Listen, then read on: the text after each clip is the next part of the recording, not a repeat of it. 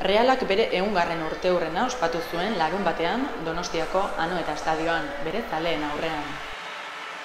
Real Madrilen aurkako partida zen, eguneko ekitaldi nagusia, baina norgehiagokaren aurretik eta ondoren ere hainbat ospakizun izan ziren. Partida hasteko 3 ordu laurden falta zirela lehertu zen festa. Orduan egin zen talde txuri-urdinaren aurkezpen ofiziala.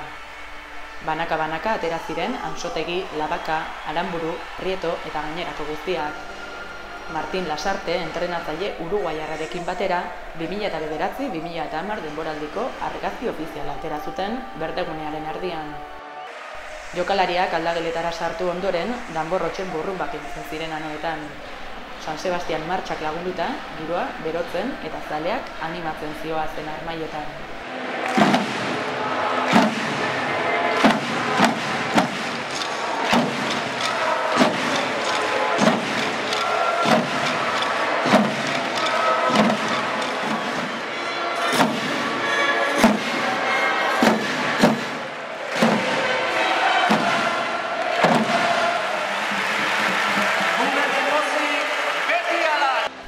Zelaiko markagailuetan talde txuri-urdinaren une historikoak ekarri zituzten gogora. Bitartean, Realeko eta Real Madrileko jokalariak beroketak egiten hasiak ziren. Talde madrildarrak bere izar gehienak ekarri zituen Donostiara, tartean Kaka eta Cristiano Ronaldo. Baina ikusmira handiena Xabi Alonsoren itzulerak sortu zuen.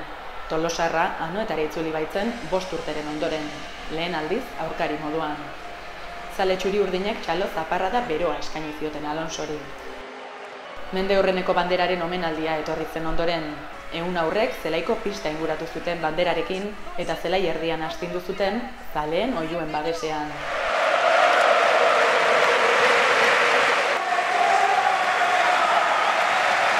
Realaren mende horreneko abestia ere ezin zitekeen falta. Andoni Egaña, Mikel Erentzun, Ines Osinaga eta Asier Gozategi zelai erdian zirela 100 urte abestia kantatu zuen Anoetak.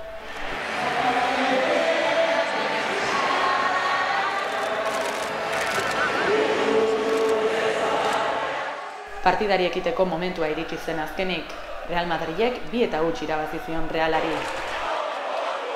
Txuri-urdinek joko polita erakutsi zuten, baina ez ziren gai izan Casillasen atea zulatzeko. Dena den, emaitza zen gutxienekoa. Realeko jokalari eta zaleek inoiz ahaztuko ez duten gaua igaro baitzuten larunbatean.